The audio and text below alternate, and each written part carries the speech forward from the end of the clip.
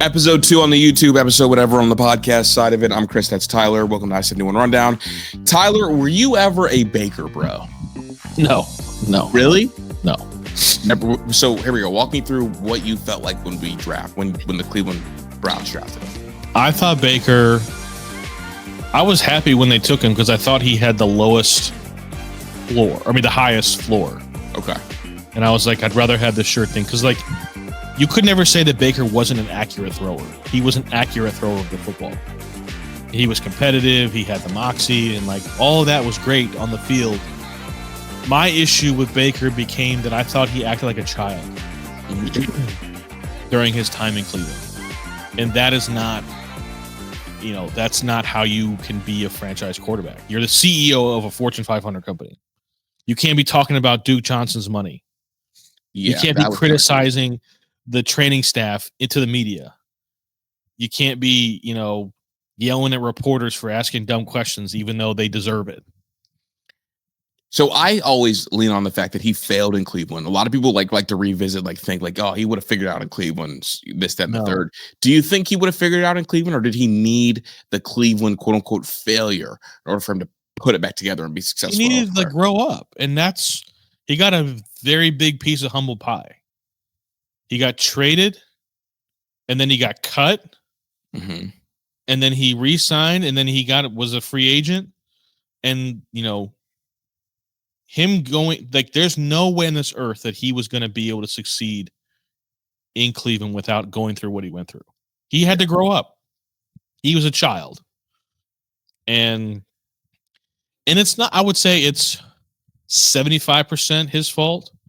And 25%, the Browns just still have never shown anybody that they can develop a franchise quarterback. No, they definitely haven't done that. I just get generally curious about how people feel. I wouldn't say that I didn't not like Baker.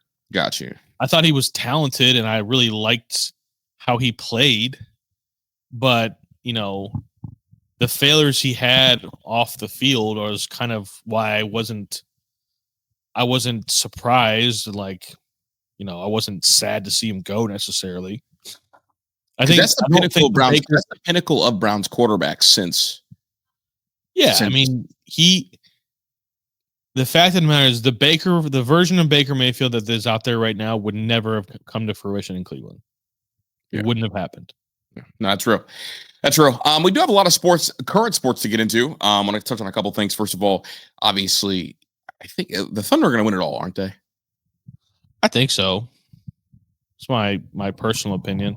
I just think they're too deep and too good, and the Knicks and the Pacers play a certain type of basketball, and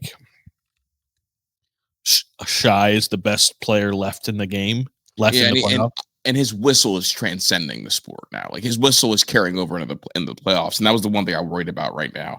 We'll probably have a live update for a little bit later, but this episode will obviously come out on Tuesday morning. The Knicks Pacers game. Pacers are up 37-30. I love Karl-Anthony Towns. Just real quick, I love Cat. Cat is so zesty. He's so funny. You can hear him say, "Oh my God!" The goofiness. That shit is just weird. It's too goofy for me, man. I don't. You know don't like that? I don't know. I just can't. Why are you that big and that tall and you talk like that? But the funniest thing is he changes his voice based on what environment he's in. But the true Cat voice is the one that comes out on the court. Because when he does his post game interviews, it's like, yeah, man, I had to get after it. But on the court, you can hear him. Oh my God! Just. You wouldn't want him on your team? I mean, I would, but I'm just I can't take him seriously. Is the problem? It's just unserious. Dude, the fourth quarter he had. Literally, again, I feel like one of my better takes in the NBA this side of it. As soon as I saw Evan Mobley doing what he was doing, I'm like, oh, they're not going to have any answers for Cat. Cat had 4 points in the first 3 quarters. Erupted for 20 in the fourth quarter. If you put Cat's brain and personality into Evan Mobley, I think Evan Mobley would be a top 10 player in the NBA. I think you would get skinny Cat, dude. What do you mean? They've got the same skill set. All right. You would just get Cat on Ozempic. I guess maybe I want Cat. Maybe that's what I'm trying to get to without getting to it. Yeah. Let's since we're here, let's talk Cavs, and then we're gonna move into to Guardians and Browns. Ty Jerome or Sam Merrill. It sounds like that's what this is a thing that Cleveland media should be talking about. This is a realistic topic that actually is something that they're going to have to make a legitimate decision on. Okay? The core four, they're not going anywhere. How surprised would you be if they made a trade with one of their four players? I think those four are locked in. They're not going to want to quote unquote undo the progress they've done. They're going to want to keep them together, and they're going to have to likely, if they trade them, take a downgrade somewhere to get an upgrade somewhere else. And I think that, like Cleveland teams across all sports they attach themselves to these players and convince themselves, the front offices do, that they can't win without this player. And the fan base kind of soaks that up too, because here we go, Tyler. When have the Cavs ever made a trade when the public has not pressured them into making a trade? Say that again. When have the Cavs made a trade when there's been no public pressure to make a trade? The answer is they haven't. They only make trades when there's like some sort of public pressure to make trades, because it's such a business of, I want to appear like I'm making all the moves. There is no pressure on them to trade anybody from the fan base, because the fan base thinks that everybody can develop into stars. And so this group is here to stay. I don't know if I necessarily agree with that entirely. I would say there is a decent sized group of the fan base that acknowledges that, we've seen this story now for 3 years with these guys. Like, something's got to change.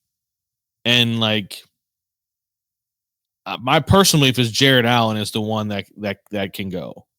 Mm-hmm. But I still don't think it's going to happen. So here we go. Let me push back and defend my point real quick. The Cavs fans that say they need to trade are the same as your wife or girlfriend that says she's hungry, and then you recommend something and they say no to everything. That's true. That's what they are. That's true. There was a Bill Simmons. Yeah. Myth said about a trade with Jared Allen. It was Jared Allen and DeAndre Hunter for LeBron. Yeah.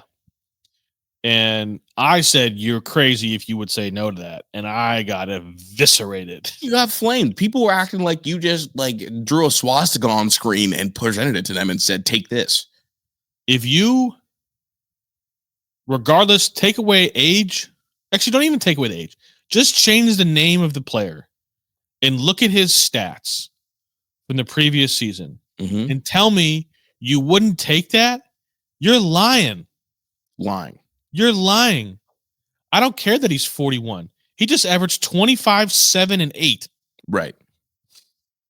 And he had to do that on a team where he was option 1, 2, and 3 for half the season.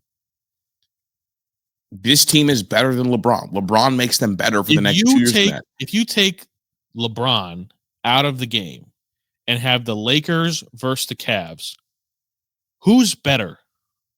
The Cavs. The Cavs have such a better roster. Right. And I'm sorry, but Jared Allen's replaceable, and DeAndre Hunter couldn't tie LeBron's shoes, even at 41 years old. Yeah. He's still a top 15 NBA player in today's game. And one of the people said, even if it's just for 2 years, if he makes them X bet percentage better for 2 years, it's worth it. Correct. Period. End of story. Now, the CBA would not allow that trade, but DeAndre Hunter will never be a 25-7 guy his entire career. And then additionally, my last point that I think people are underestimating. People are like, we're moving on, this, that, the third. What LeBron would do for Evan Mobley is incredible. Think about what LeBron did for Chris Bosh. Yes. You would get Chris that Bosh and then some. Chris Bosh is in the Hall of Fame. Isn't he? I think so. I thought I was going to let you get to your next point. No, I mean, he's in the Hall of Fame. And not that Chris Bosh probably would have gotten there No, without him, but like he was a good player without LeBron, but he went from being a dominant post guy to figuring out, wait a second, as a big, I'm a mismatch for people everywhere because I can shoot, I can back you down, I can post up, I can run the 3, the 4, or the 5, and I can grow into my own offensive sets.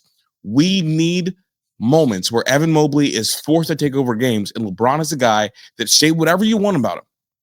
He forces guys to take over games at certain points in the game because of his basketball IQ.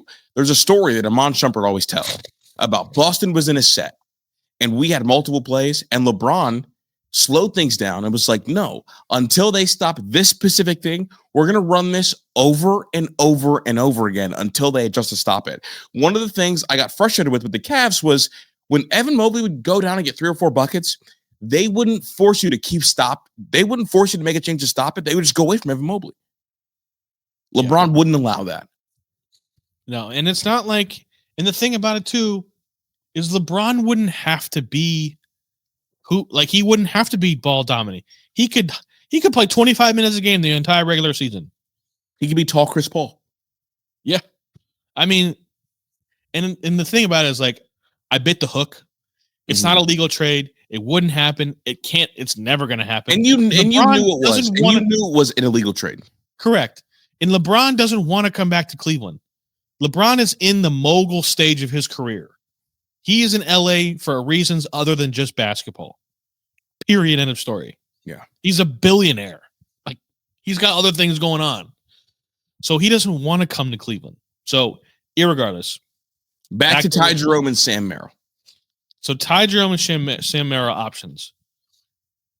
Kobe Albin basically all but said that Dan Gilbert will pay the tax. Which to me tells me they're going to sign Merrill or Jerome. Who do you want? I think I want Ty Jerome. Same. I don't think it's even really that much of a question. Yeah, I think I want Ty. Because if we're talking about Sam Merrill getting even remotely close to the same type of money that Ty Jerome's getting, then he's got to go because I can pay Javonte Green half of that. Yeah. And I think I said it all playoffs. I said it all last half of the season. Javonte Green, he's bouncy. He's athletic. He's quick. He actually knows how to play defense, and he can go score and like attack the rim and control the basketball better than Isaac Okoro can. Yeah. And Sam Merrill's a one-dimensional player on offense. And he's easier to replace, I think, than Ty Jerome. Yeah. That's what I keep going to. Like, you can replace Sam Merrill with a guy. You can get 80% of Sam Merrill with a league minimum guy. Not to disrespect Sam, but that's crazy disrespectful for me to say. But I believe that to be true. 100%. You're telling me we can't find a 3-point shooter that runs off screens? I mean, you can't play in the NBA if you can't shoot 3-pointers nowadays. There's only 3 of those walking around in Canton right now. Yeah. What are we talking about? Right. So you have to, and so I think Brian Windhorst said it, like, of the teams that have the ability to sign Ty Jerome, don't really have a need for him. Right. Like the Pistons and the Magic, and there's a couple other teams he said, but they don't have the need because they have the guards. So it sounds like Ty Jerome's market value might be a little higher than what he's going to get. Also because of the CBA, where this year to be a free agent is not the year. No, this is a terrible next year and 2027 are the years to be free agents. So 1-year deal with an opt-out, like a next year option? I mean, here it's a dangerous game you play, though. It is a dangerous game you play, but at the same time, though, I sort of view role players, bench players in the NBA like bullpen arms in the MLB. Like, some years they can have it, and the next year they may not. Mm-hmm. And so, to me, if we're talking about role players, like, you can, 1 year with a player option is perfectly fine with me. So I don't think there's any doubt in my mind that you take Ty Jerome, because he absolutely helps you over the course of 82 games. And while the 82 game regular season is not going to mean as much to Cleveland. They still got to like get there. Yeah, they got to play the games. They got to earn the top 2 seed, and they got to get there. And they don't have a first round pick this year, right? No first. Do they have a draft pick? Period. I don't. They have a second round pick. They'll be pick number 58. So somebody that's not going to make the team. Yeah, someone that's going to be 2 years away from me and 2 years away. So get ready to learn Europe, buddy. Yeah, no doubt. Switching to Major League Baseball. When I first tackled this, 3 out of 4 against the Tigers. Yeah, that was fun, man. That was real fun and really fun. I mean, it's just like I was very hard and critical of them after they got swept by the Reds. Do you know what they do? Here, we're just real quick. I'm gonna let you get your shit off. Right when they lost you, they're about to lose you. They put that fat ass hook in you, and they reel you right back in. And I said, like, this organization has a lot of pride. It has a lot of conviction in what they do. And they're not going to just, be bad.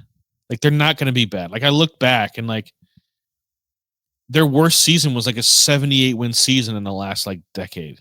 Yeah. So it's not like they're going to just be bad. But it's just frustrating because, I get frustrated with the Guardians more so than the Cavs and the Browns because I know, like, what their limitations are frustrating. And I know who they have to be to get to where they want to go, and they just can't be that. They can't be that team. They just need to spend $20 million more a year. Well, right now, I would say it's $50 million because they're if the Guardians spend $150 million on their payroll, they would have already won a World Series in the last decade. So they spent $150 last year. I thought no, it was like 125, 130. Jeez. Their most expensive payroll was in like 2016 through 2018. And what do you know? They were in the ALCS every year and almost won the World Series. Yeah. But I think honestly, the way this current team is constructed, I think they're one big time player away. Yeah. So there's a lot of like, essentially the reinforcements are on the way. Mm-hmm. They're all getting ready. David Fry's just got moved up to Columbus to continue his rehab. Chase DeLauder's in Columbus, who just went yard yesterday. And Shane Bieber is through his first rehab session today, live session today. So the reinforcements are en route. Mm-hmm. I don't know what you do with David Fry, Manzardo, and Santana, because David Fry can't throw the baseball. Like, he's only a DH. And I'm sorry, but I am not cutting into Manzardo's at bats. And Carlos Santana and the Detroit series in particular definitely heated up. Carlos Santana over his last 7 games is hitting .320 with a .433 OPS or on base percentage and a .640 slug. Yeah, like those guys can play. He's hitting it. And here we go. Just real quick, I apologize to him. I did a little Saturday run-on episode after they went up 2-0 on the Tigers and 2 pretty impressive wins. To me, it's like, okay, the big person I owed an apology to is Santana. Then he's swinging the bat, and I think a lot of Guardians fans owe him an apology because while it did take him a while to get it going, he still never stopped putting together good at bats, and the swing is working. And that's who Carlos has, who he is, and who he's always been. Right. And the other fact of the life, too, irregardless of that, he's the second highest paid player on this team. He ain't getting his at-bats taken away either. That's so gross that he's second highest paid. He's the second highest paid player on this team. You think they're going to take away? They're going to sit $12 million on the bench? Nope. Not happening. So now we're talking about platooning Manzardo and David Fry. It makes me sick. It makes me so sick that that's what we're going to do. You would effectively end the development of Manzardo. Correct. And I understand there's angst amongst Cleveland Guardians fans, most of who just pay attention to batting average and that's all they care about. And he's hitting .220, but he leads the team in RBIs. He leads the teams in home runs. you can't take him. Like, he's still learning, and he's gonna get better. And he's gonna mark my words. There's gonna be a 2-week stretch where Kyle Manzardo is carrying this offense, and it's just gonna happen. And but you can't David. You can't sit there and tell me that David Fry is a future part of this roster. Can't be. He's in the long. You're trying to tell me that David Fry is in the long term a piece of this franchise? No way, no shot. And so to me, David Fry and Lane Thomas are the two main candidates who are not future pieces, long-term pieces to this franchise. That's got to be trade bait. It has to be. I don't know how else you could slice it. I want you to keep going, but I do want to say that there is a situation out there that might be a win for both teams trade-wise. Okay. Manzardo to Boston. For who? One of their outfielders. That's not going to happen. That, I think, is a call that gets made because I don't know if you saw, but Tristan Casas destroyed his leg. He's out for the year. They asked Raffy Devers to play first. He said, nope, you told me to put my glove away for the year. I'm not doing it, so quit asking. They've got 4 That's outfielders. the biggest punk move ever, bro. I'm sorry. He said, y'all told me to put the glove away. I put it away, so quit asking. And I don't know if you saw what else happened. Is that not the most 3-year-old answer you ever heard from a professional athlete? Well, you know why it gets funnier? Bregman also got hurt. They're like, hey, you want third, right? He said, nope. No, that's the most. Come on. That's unserious as hell. No shot, bro. $300 million. We actually I cannot imagine how much Boston fans hate that man. They gotta hate him. The issue is right now his OPS is over 1,000 for the last month. I don't care. In the face of controversy, he's playing even better. And so now third base, the spot he said he was playing, Max Muncy just hit a tank. I don't know. Is that what you're looking over at? No. Max Muncy just hit a ball 1.5 miles to run home run. He's a third baseman, and he's not going to go play third. I'm saying, like, if you call Boston, they need to move off either Duran or Raffaella, and they need a first baseman in the worst way. Would you take either of those two? I just don't. No, I don't think I can. I mean, I would. Put it this way. I would, but the Guardians won't. Because Chase DeLauter is coming. Like, they're going to bring him up he's in a Cleveland uniform by the end of the month. It just makes too much sense, Manzardo for Raffaella or Duran. It just makes too much sense. Listen, I think Duran is a future MVP level baseball player. Yeah, he's really good.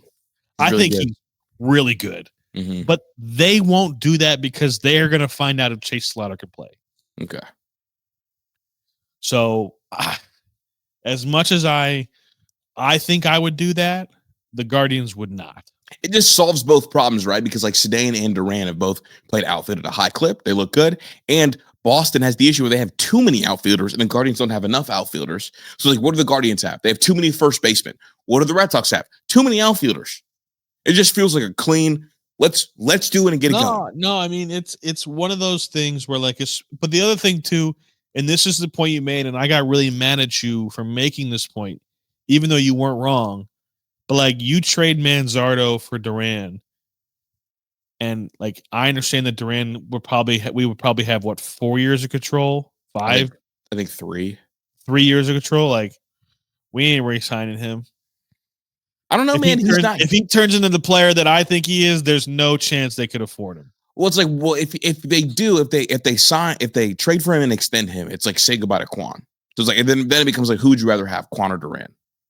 Yeah, well, it becomes more of, would you rather have Quan and Manzardo or just Duran? Yeah. And I think, again, like, I think Duran's ceiling is way higher than both of them. Mm-hmm. I don't think that's even a question. But he hasn't been good this year. Yeah, I also you just got to believe, if you're a Guardians fan, that Kefis or DeLauter, one of them is the answer. because right field has been such a black hole for this organization for the last shit. And DeLauder's going to get the first crack. Yeah. And if I'm being honest with you, I'm bringing both of them at the same time, and they can split time. Whoever is better, you're the guy. Yeah. Because Jhonkensy Noel, you can go down, and Nolan Jones, I'm over it. I'm so disappointed in both those dudes. Well, I told you about you set yourself up for Jhonkensy Noel. Yeah. No. I am so disappointed. And you were right. You were 100% right. I told you I would say it on a microphone. You were 100% right about Jhonkensy Noel. He stinks. He just like that type of player, like it's boom or bust. And you got to see, and there just wasn't enough boom for him to like, and he may be able to figure it out somewhere else. And maybe he needs, and to be honest with you, he just needs at bats. Like he needs to go to Columbus and just play and play every day and like learn. But like, you just can't do that up here. It's just, I don't have time for that. Yeah, it's such a long project for him. He's such a project. But with that being said, all of those things and all the frustration, they took 3 out of 4 from the best team in the AL. Yeah. Do you think they have a mental edge over the Tigers? I think they have a mental edge over the entire Central. It feels like, okay, like I know the Guardians 14-5 against the Central. Yeah, they just dominate. I mean, they just dominate those dudes. They just do. Like you come in and you feel like, okay, like, oh yeah, they're gonna take care of business. I mean, these Twins fans and Tigers fans are in hell when they play the Guardians. They hate to see the guards on their schedule. They hate them.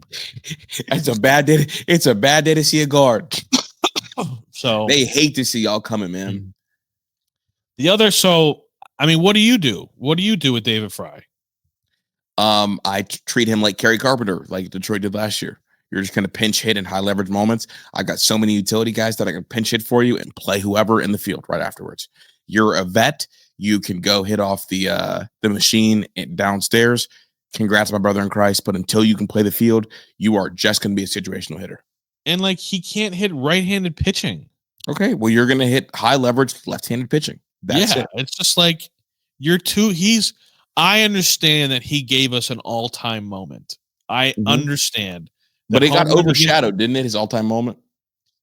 Yeah. Well, no. I mean, his homer was to win the game. Jhonkensy's was to tie the game. I know, but think about what is more iconic. Oh well, the thing that it was the call. Okay. Big Christmas. The call made Jhonkensy more feel bigger. Yeah. Well, and that's the one that I see people post all the time too. Yeah, but Fry's was to win the game. Yeah. But like, I'm not gonna sit here and like forget about the fact that he can't hit right-handed pitching. And I understand that home run was also against a right-handed pitcher. But like over the course of 162, he can't. He can't hit a slider. He's done developing, right? He is who he is. And like he used a massive April and a massive May and became an all-star last year. He was non-existent from June through like August because he couldn't hit a right-handed slider. Yeah. And an up and in fastball. So we know who he is. We don't know what the finished product of Kyle Manzardo looks like. And I want to find out. So the other question is the starting pitching they got some questions to be answered. Hey, I like the Slade kid, man. Slade Zacconi is what I call him. He's saying it's Sassoni. I don't know who it is. I'm going to say Sassoni because that sounds way more Italian, and he's definitely Italian. I like Slade Zacconi, whatever his name. His start against Detroit was really impressive. He's impressive, man. He's got 12 strikeouts, 1 walk, 2 runs in 12 innings. And that's only his second start. And I remember when they traded he was part of the Josh Naylor deal. Yeah. And he had like a 6.56 career ERA.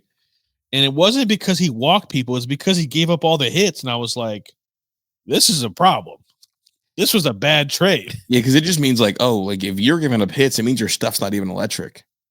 And here's what I'll say about stuff, pitch rep. The better your stuff is, the higher your ceiling is. It's just a fact.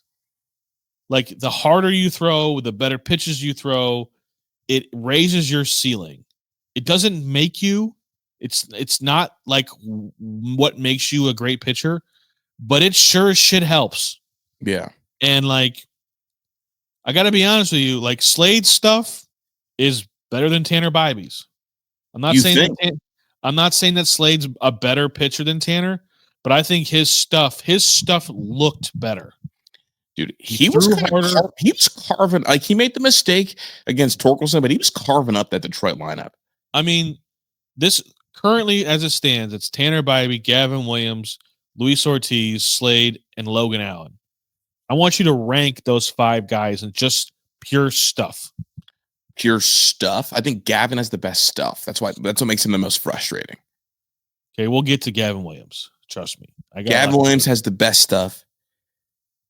I think Bybee has the second best stuff, then Ciccone, but I would flip those if I watch. I think Luis Ortiz has better stuff than those two. Oh, Luis Ortiz has the second best stuff. He's just not a pitch. He just wants to get up there and just rip it and throw. He's a thrower. Rip and dip. Yeah, he's got the second best stuff.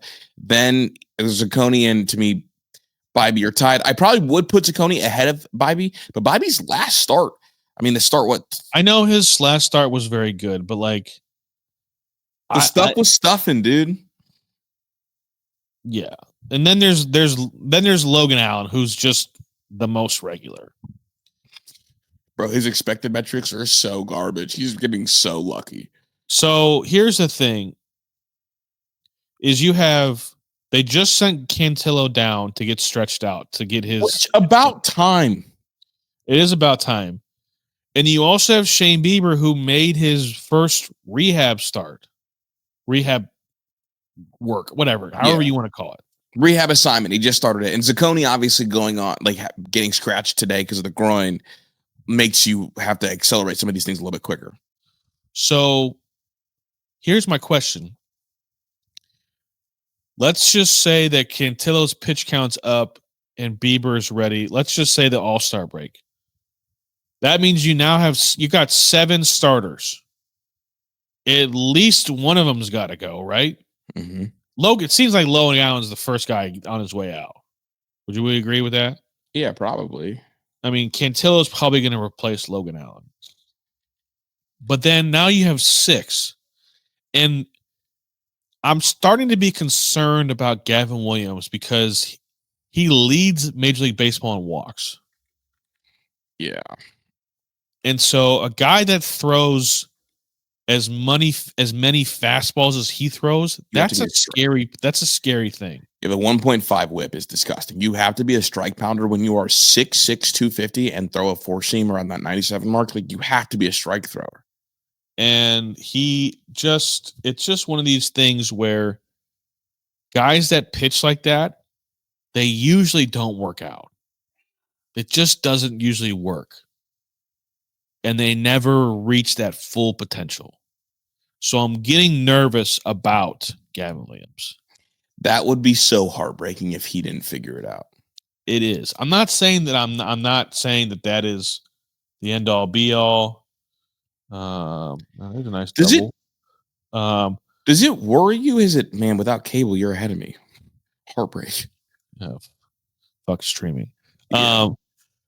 It's just like my eyebrows are up. I'm like, man, I really need to see him put together. He needs to put like 3 or 4. He hasn't put together like 4 starts that look the same.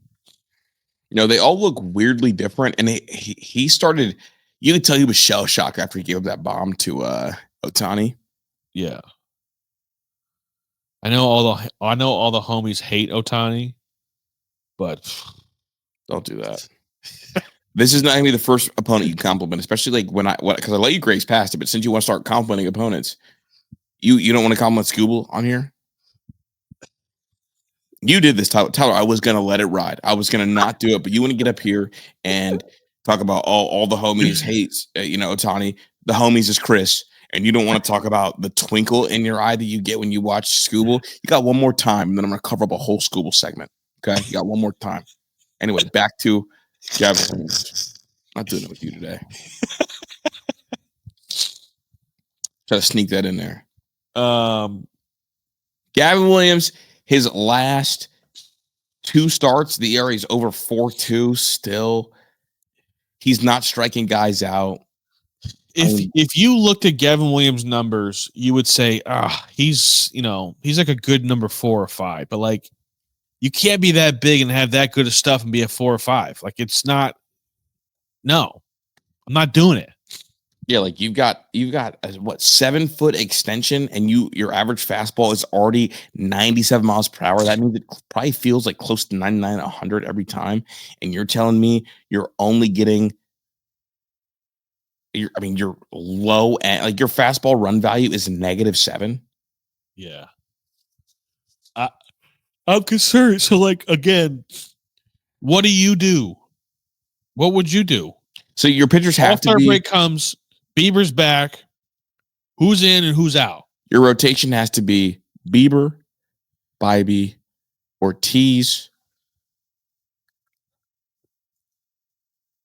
Zacconi if he's healthy, and then Gavin is the 5, right? So that means that I'm leaving out Cantillo. Yeah, you're leaving out Cantillo and Logan Allen. I like Zacconi stuff better than Cantillo and Logan Allen. So here's a question for you. With Bieber's, because if you let's be very, very crystal clear here and very early on this. The Guardians have no chance to win a World Series if Shane Bieber is not good, the good version of Shane Bieber. Correct. We have no chance, none. So my proposal is they just roll with 6. Well, in that way, I mean, if you roll with Bieber every 6 days, you probably feel good because you don't want to rack up the innings on him, right? Correct. So now I'm like, okay, now everybody's a little healthier. We got 6 guys that can go, you got 3 guys that you can feel good about. Like, go give me 12 outs. Give me at least 12. I preferred you to give me 15, but I need 12 to 15 with Slade and with Cantillo. There's 2 guys. But like, if you want to maximize the version of Bieber, you could roll with 6. And if somebody gets hurt, then you go back to 5. And if somebody's struggling, you can also just go to 5. But to me, it's like, if I get to the playoffs, if I make it in, and Shane Bieber's healthy, and he's the Shane Bieber of old, I now feel like I have a chance. Yeah, and you can save more bullpen bullets too. Yeah, because now I have a guy that can go out there and give me 7 of 1-run ball. If Shane Bieber's on, I feel like I can beat anybody. Anybody, if he's on. Mm-hmm. Nobody else in our rotation gives you that feeling. None of them. Yeah, honestly, like I think Tanner becomes really hittable against the good teams in the playoffs because he's too much of a strike thrower and he doesn't have enough deception. Game 5 against the Yankees, he threw about as good as he could possibly throw. He just gets duped. Honestly, I think having Bieber back helps him because the only mistake he made in Game 5 was he got duped horrendously by Giancarlo Stanton. Probably. Well, no, because we were sitting there watching. Giancarlo swung at an awful slider, and then it made Tanner work back, like throw to him. It's like, oh, I threw a strike to him. Like let's try to throw another strike and let's get him. And then that's when you hit the 2-run bomb, and that bomb ended up being the difference. Yeah, I just think if you roll with 6, it gives you the opportunity to let Bieber work into this and not overload him right away. Yeah. So that's what I would do. I would roll with 6. They have a competition though. Like it's going to be a competition to get this thing going. Yeah, and their whole season is riding on Shane Bieber. Yeah.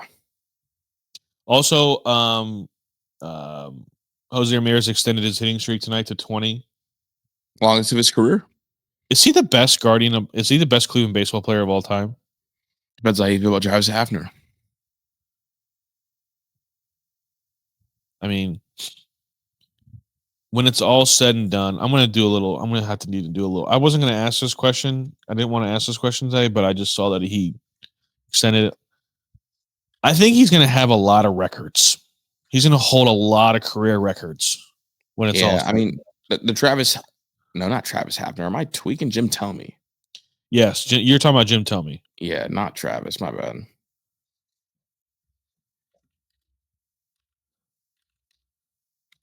As a complete baseball player, I don't even really think it's that much of a question. I mean, it's just the Jim Thome 612 home runs. They weren't all here. Like, no, they weren't. They weren't. Jose Ramirez is going to threaten Jim Thome's Cleveland baseball home run total. Yeah, but it's like, will he ever have a season better than that 0-2 Thome season? I mean, 0-2. When you start talking about like a franchise's greatest player, peak of powers is not. It's also very, very, very much so about longevity. Yeah, Thome played 12 years for Cleveland. I understand that. But Jose Ramirez is going to threaten. He's going to approach Jim Thome's Cleveland home run total. He's definitely going to have the doubles record. I don't think he's going to catch Kenny Lofton's stolen base record. And I'm assuming Kenny Lofton has a stolen base record. Yeah, I think so. I got to assume that that's the case. But to me, it's like, I mean, Jose Ramirez is getting a statue in Cleveland. Yeah, and he chose to stay. There's no question in my mind that Jose Ramirez is getting a statue. But is he going to be the best Cleveland baseball player of all time? That's the question that, we should start talking. I think we can start talking about this. Yeah, I mean, you could probably say it is right now. I mean, I'm gonna have to do some research on like our hits record and stolen base and doubles and homers. Things like that. I guess it depends on what you value, right? The other thing I value, have we ever seen a superstar? Like, we're gonna call Jose Ramirez a superstar in the game of baseball. Even if you don't feel that way, we're going to say so Jim Thome. Oh, go ahead. Keep going. Have we ever seen a star player play as hard as he plays? Like, run the bases the way that he runs the bases? Like, you're talking about like in the league? Yeah. I know there has been, but like, you just don't see it as often. And maybe that's because like the superstar baseball players in baseball, like they don't have to run fast because they just hit the ball. I mean, I'd argue that like Mike Trout plays harder than Jose. I don't know if you can say that anybody plays harder. You would say they play as hard. I think Mike Trout plays harder, and that's part of the injury thing because he just like full go. Jose's definitely a hustler. To say that he doesn't play hard is crazy. Like, no, whoa! Don't put that. No, don't put words in my mouth. Did I ever say Jose didn't play hard? To say that anybody plays it would be the conversation is, do they play as hard? I think Jose Ramirez is he notoriously takes two bases on pass balls, and he makes the slides and he runs hard out of the box. How many singles has he turned into doubles because he runs hard out of the box? I'm not saying you're wrong about Mike Trout, because I do remember Mike Trout playing balls out all the time. Yeah, absolutely did. I think Mike Trout played too hard. You could probably say the same thing about Ken Griffey Jr. Ken Griffey Jr. definitely played hard, but Ken Griffey Jr. also liked to admire his home runs. Absolutely. Trout wasn't doing none of that. No. And nothing's wrong with it. I don't think there's anything wrong with admiring your home runs. No. You just saw Ken Griffey Jr. running through walls and shit. Yeah. So I guess it's easier for me to say that some outfielders play harder because modern day, like sometimes I struggle to see it in the current era of baseball, like a player who runs the bases as hard and sets the, like, this team is him. Like, this whole team is he is guard ball. If you want to say who guard ball is, it's Jose Ramirez. He's Cleveland's Jeter. Yeah. The Bucks stop, like, if your best player plays that hard, everybody else on the team has no excuse to not play as hard. And that's the thing. Like, look at Rafael Devers. God, what do you think Boston would do to have Jose Ramirez instead of Rafael Devers right now? Oh, they would love it. Anything. They would love it. So I think, and this current, we should talk about this current series with Dodgers. I'm taking this whole series as a grain of salt. Mm-hmm. I could not care less. If they get swept by the Dodgers, we're playing the Monstars, everybody. This is it. Did you see Ohtani pitching live at batters? Yes. I saw he threw a nasty splitter changeup, and it's disgusting. I hate starting pitchers that throw splitters. Like, boy, if you don't go pump fastballs and curveballs, go to hell. I hate starting pitchers that throw splitters. All right. Switching gears to the Browns. What did old Kevin say about his quarterback room? You can tell he loves both quarterbacks. The rookies? Yeah. He seemed to be gushing about both of them. He was really excited to tell everybody how much Shador's coming in early, how hard he's working, how it's not a distraction at all. Like, he was really excited to tell everybody that. I mean, the one thing that we know about Kevin Stefanski is Kevin Stefanski doesn't say anything that he doesn't have to say. Right. So you have to believe it when he says it, because Kevin Stefanski is cut from the same cloth as Ryan Day when it comes to talking to the media. Mm-hmm. If I don't have to say it, I ain't saying it. So you have to, like, believe that, I may have gotten a bit out of shape about the Shador media thing, but you made a really good point about Shador. Is like, he's used to living like this. Yeah. This is nothing new for him. It's not like thrust into it. Like, he's been famous. He's been on TV since he was like 8 years old. 8 years old. Yeah. So it's just like I may have overreacted to, like, his media team and posting videos and blah blah blah blah blah, because this is just his life. Like, this is the way he's always lived his life. Well, and also tell her, like, you're fair to be scorned, because, like, when have we seen, like, media circus and camps around guys? Like, the whole Odell thing. I love Odell. I think Odell was great here. Would have been great here for the quarterback stuff, but that was a circus.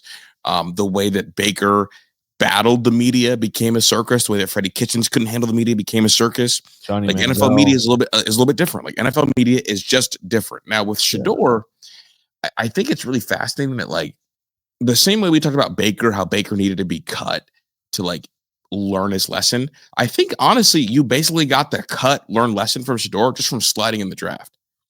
Yeah. No, I definitely, and the thing about it too, when you're talking about Shador versus Dylan Gabriel, because make no mistake, this is exactly what it is. It is Dylan Gabriel versus Shador. And I don't care what Dylan Gabriel says or thinks. Shador Standers is, when he looks at Dylan Gabriel, he is not intimidated. None. And Dylan Gabriel can lie to himself and be like, well, I was drafted ahead of Shador. Don't get it fucked up. You know, like, what it is. Dylan Gabriel, when he looks at Shador, like, I am not that. Mm-hmm. I mean, he doesn't look like he should be in the NFL.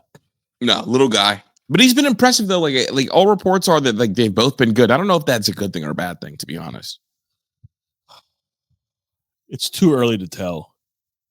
Yeah, everybody's an All-American during, like, the voluntary OTAs. Not All-American. Voluntary OTAs, rookie minicamp, like, until you get into the trenches and you start throwing passes against Denzel Ward, I don't really care. Yeah. If you don't look good now, I'm concerned. And I expect you to look good now. Do you trust the front office to handle the media circus? No. In a way that, allows both guys to succeed? Because I worry about the Cleveland media picking sides and making this more divisive than it is. They have already picked sides. I was like picking sides in the form of like asking pointed questions, I guess. Because right now we're seeing it on the radio. We haven't seen it in that room yet. And we saw it in that room before with Baker. And that's where things got a little icky. And it started because the Tony Grossi shot across the fence and then everybody firing back after that. Tony Grossi does not like Shedeur. Mary Kay Cabot has not a clue of what she's talking. Just no clue. And it's just like, the other thing too is like this circus. Who do you think that benefits more? Shedeur, because he doesn't care. I honestly am starting to believe that Shedeur does not give a shit at all. Well, it's just he can handle the circus. No circus will ever be bigger than the media circus he gets from being Prime's son. Yeah. No question. And I want to kind of put this one. I don't put this to bed. I don't know what happened with his NFL draft combine meetings. I don't know what happened.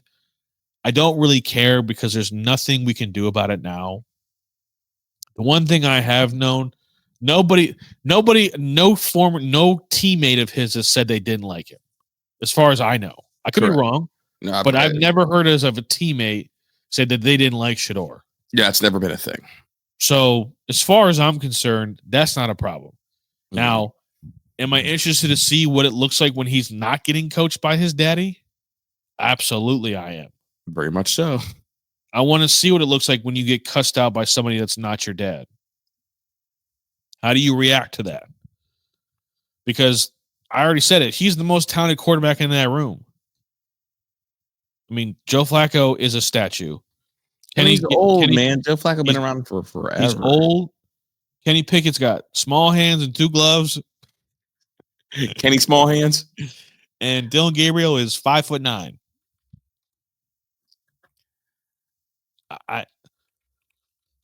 I'm interested to see how it goes. I don't think one of them is going to go. And the more you hear about the noise, the more it favors Shedeur. Yeah. Period. Because he's going to be the least affected by it. Yeah. So Joe Flacco was in the 2008 draft. Can you name 2008? You're going to ask me who else got drafted in 2008? I was going to ask you to name anybody in the top 5 or just anybody that got drafted that year, period. 2008. He was the second quarterback taken. No clue. 2008, that would have been in the spring of 2008, right? Yeah. So that was my sophomore year of high school. No idea. So here we go. Some names in that class. Chris Johnson. The running back? Yeah. Okay. And he was like running back 5 in that draft. He was drafted 1 pick behind Rashard Mendenhall. Oh, boy. Crazy Rashard Mendenhall had a pretty good career, though, didn't he? Oh, he did. He did. Mike Jenkins. The South Florida one. Wait, who? Mike Jenkins from South Florida, that DB. Oh, I thought you were talking about the one from Ohio State. Yeah, I thought so too until I read the college. Bro, speaking of Mike Jenkins from Ohio State, are you certifiably insane, though, if you have the brand? Like, he got the horse brand, double brands on his arm? That's insane, dude. Is that harder? Is that like, are you tougher if you have that than if you have tattoos? 10 times tougher, big dog. 10 times, without a doubt, yeah. If I and not even like, this is gonna sound racist, but if I see someone with like a branding tattoo walking towards me, I'm crossing the street. and I might just say, you got a twin, and salute and move across the street. Here we go. The first quarterback was Matt Ryan in that class. Oof. The first running back was Darren McFadden. Oh, what a disappointment he was, man. The first DT was Glenn Dorsey. Vernon Golston was pick number 6. Number 1 pick Jake Long. Number 2 pick Chris Long. Bro, when I hear the name Glenn Dorsey, I think of Glenn Davis. Glenn Yeah, bro. Aqib Talib was in that draft. So the only active players are Joe Flacco, Dwayne Brown, and Calais Campbell. Oh, man. Don't let me forget, I have an elite trivia question for you, but we can't do it. Actually, I think I've already said the trivia question. We've already done that before. The colleges who have had 2 quarterbacks start in the Super Bowl. I did that question with you already before. Never mind. Have 2 quarterbacks. Yeah. Can I guess? It would take. We don't have time for that tonight. Okay, that's fine. That's fine. Do you like the straight seating? I guess we'll talk about this more probably next time. Straight seating, getting rid of the. We talked about it last week. I do like it, but Joe Klatt said it's really. I guess it's more in response to him. He thinks that it devalues the conference title game, and in my opinion, here is my opinion: the media and fans have devalued the conference title game, is my personal opinion. I think that's probably pretty accurate. I was just thinking about the other sports. Does anybody care when they win their division in the NFL? Only the team that wins it. Is there a banner? Do they put anything up? Does it okay. And like in basketball, like do we even know who's in the divisions? I don't even know who's in the Cavs division, bro. I have no idea. We're just out here vibing. I have no idea. And like baseball, it seems to mean something because you play 162 of them games. Right. And you're on the road with these guys. Like you are literally baseball is the only sport I can think of that when you win your division or your conference, league, whatever, that it means something. And so to me, the media and the fans, it's become about rivalry games and national championships. Yeah. Like I just, it's like the Big Ten title game has turned into like a trash talking, like. Well, and here's the other part of it. It's because the conference title game before wouldn't always mean you got to compete for a national title. Correct. That's why it had so much value. When it was the BCS and it was just the 2 teams, like, yes, the conference title meant a lot because like that's the chances are that's the pinnacle of your season. Yeah, because you were gonna get it. You weren't gonna, and the bowl games didn't matter as much. So it really was about that conference title. Like you want to be conference champions because that was the pinnacle of your season.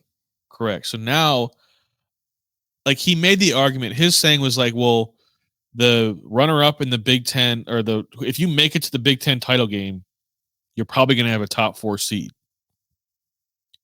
which is probably true.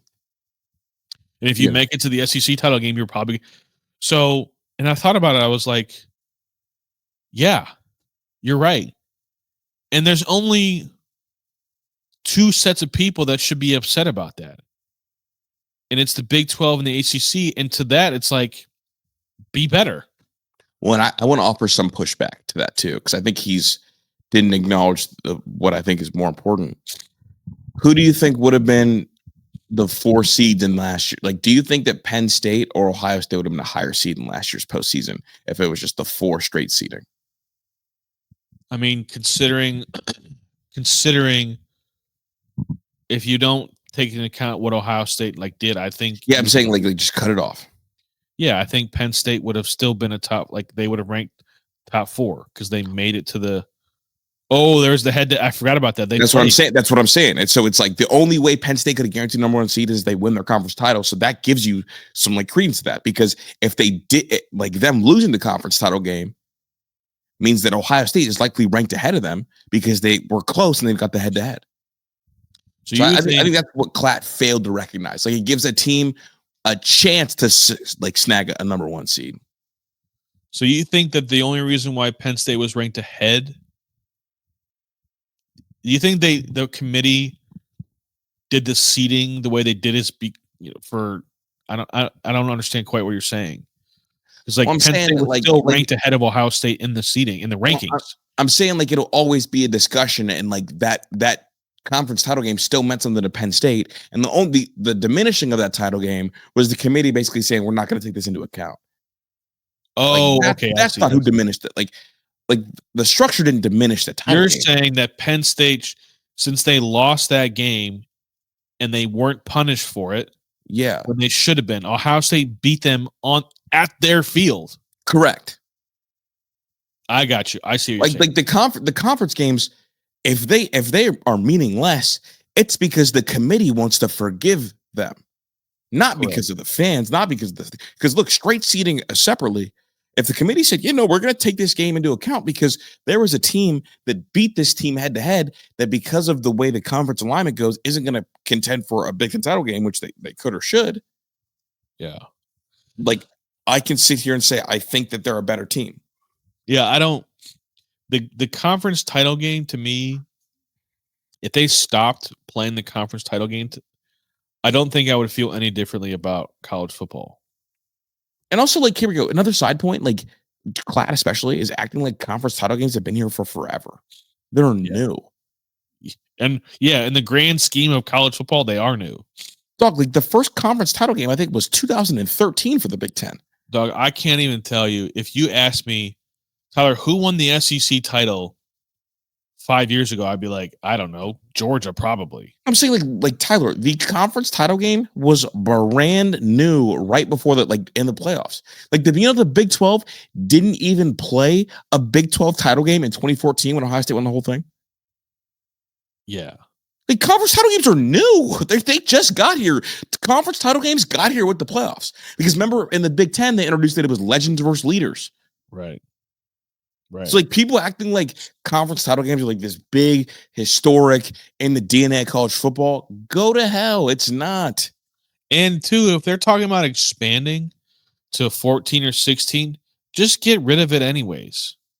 I mean, I don't mind having it, but I'm saying like I'm not gonna act like it was the end all be all when it's relatively new in the grand scheme. My concession is that with 16 teams, like, if you make it to your conference title game in a 16-team playoff, you will now have to play 17 games to win the national title. I mean, we are heading towards pro sports. Like, you don't get like an NFC East championship game before the postseason. Like, right. You don't get an AL East, AL Central. We're gonna have these two games play a one winner take all. Like, it's just you win it during the regular season. We split the tiebreakers with this and that. It is what it is. Playoff seeding afterwards. Yeah, I just play the regular season. Whoever comes out on top is like you won. Like every other pro sport, right? Like in the NFL, if the Bengals and Steelers are close in record, they don't have those two teams play and AFC whatever title game and during the regular season, like they just go into the playoffs, go see. And I don't like when we think about Ohio State coaches. I don't even know how many Big Ten titles Urban Meyer won. I don't care. He won all 7 games against Michigan. He was 7-0 against Michigan, and he won a natty. That's all I care about. The only 2 years he didn't win a conference title game was the Penn State year and the Michigan State year. News to me. Yeah. I don't care. I just have never cared. That game to me was, I mean, and part of it, maybe that I feel this way because it was divisions, but like it was just like a means to an end. Like it was like, because it was like the East was so much better than the West that whoever came out of the East was going to beat the brakes off the teams from the West. It didn't even matter. Right. I mean, we played a conference championship game and we beat the other division, in the Big Ten championship, we won 59-0. That game was actually so crazy looking back. You're like, what? We blew the doors off them, bro. And that was a proud Cleveland moment. Yeah. I really think we're going to get the best version of the playoff this year with the straight seeding and the 12 teams. I don't need 16 teams. And as far as I'm concerned, when Caleb DeBoer said that blah, blah, blah, blah, he wished they would have played his schedule, don't lose to Vanderbilt and don't lose to Oklahoma. Yeah, that's what I was arguing with Zach about earlier today. Bro, like that Oklahoma loss was disgusting. You lost to 2 teams that lost 6 games. Just lose to one of them and you make the playoff. If Alabama's 10-2, they are in the playoff over SMU. And the one team fired their OC and benched a quarterback for a corner that played quarterback, basically. The same thing with Ole Miss. Just don't lose to Florida, and you're in. You lost to a team that lost 6 games. And it was the coach's fault because on a 4th and 1, guess what they did? They took Jackson Dart off the field and direct snapped to a defensive lineman. Yeah. So, like, Lane Kiffin, you don't get to complain. You took your first-round draft pick off the field. Kiss my ass. Like, I don't. The blacker side.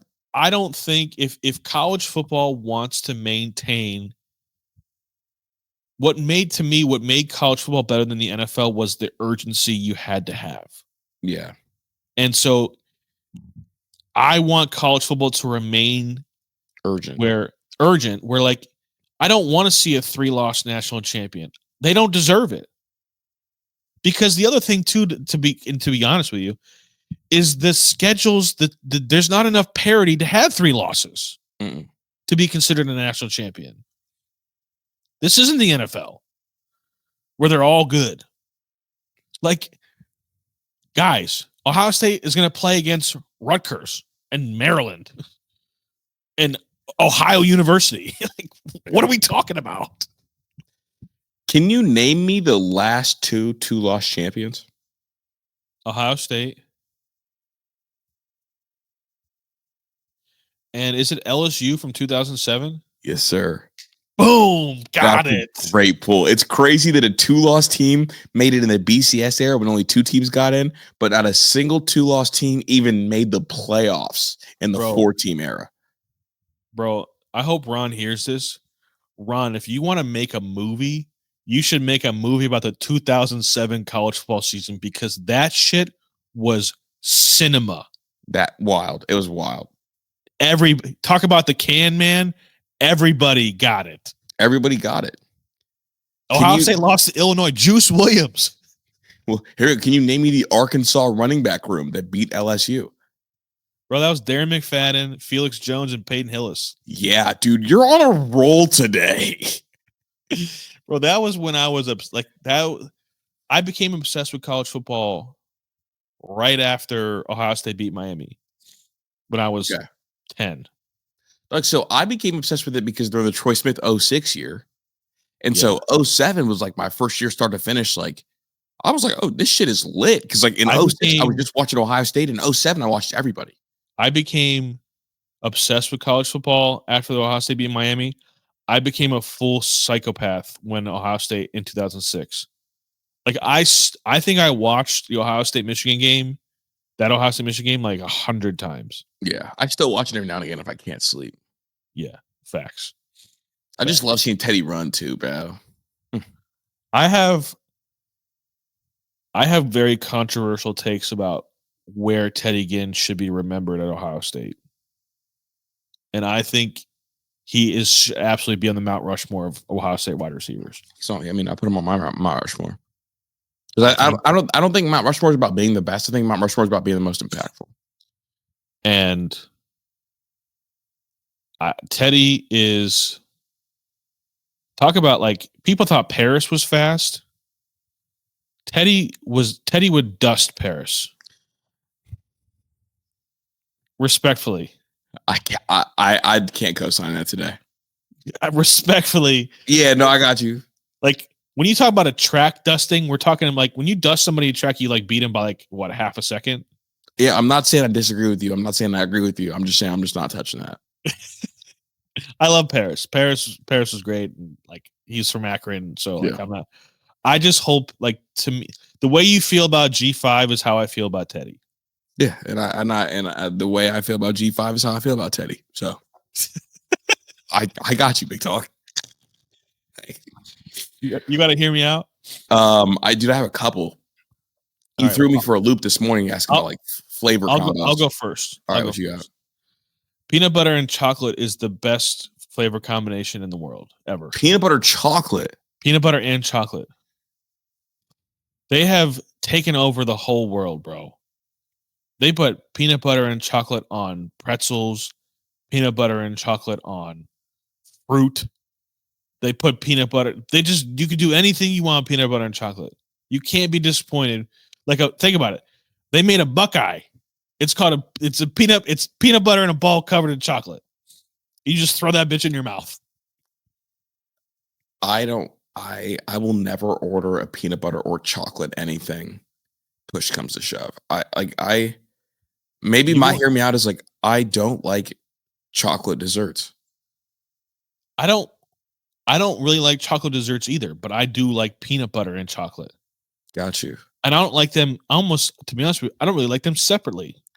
I think peanut butter and jelly clears peanut butter and chocolate. No. It's close, but no. Peanut butter and strawberry jelly in the summertime with some potato chips. Have you ever had a Unstoppable. peanut butter and jelly chocolate? It's peanut butter and jelly inside of a piece of chocolate. Have you ever had a peanut butter and jelly burger? Yes. I haven't had one, but people keep telling me they're good. It is good. It is good. But to me, peanut butter and chocolate, like, it's just like they go together better than any combination. Because my pushback with the reason why it's ahead of peanut butter and jelly is because there's different types of jelly. And there's different preferences on the jelly. It's peanut butter and it's chocolate. Okay. That's it. That's fair. That's fair. Because who the fuck likes who likes grape jelly? Grape? What are you, 4? Strawberry. Hold on, but there's different kinds of peanut butter though too. What are we talking about? Crunchy peanut butter. Crunchy peanut butter is for terrorists only. Okay? You like crunchy peanut butter, you need to be on a list. Yeah, I'm not gonna lie, bro. If one of my friends has crunchy peanut butter in his house, I'm not his friend anymore. I'm leaving. In fact, I would rather, and I mean this with all the disrespect in the world, I would rather my mom smoke 3 packs of cigarettes a day than ever have crunchy peanut butter in the house. Yeah. Yeah. Crunchy peanut butter, you got issues. Dude, it hurts your gums. Crunchy peanut butter, you got unresolved issues and you need to get help. You like chewing glass? I'm just saying. That's what I'm asking you. You say you like crunchy peanut butter. I'm like, you like to chew glass? Dude, I don't want to get slandered. Oh, God. And I've thought about this a couple start times. Talking like this. Damn, I can already tell where this is going to go. Go ahead. I don't want to get slandered, and I know that we have a lot of Akron people here.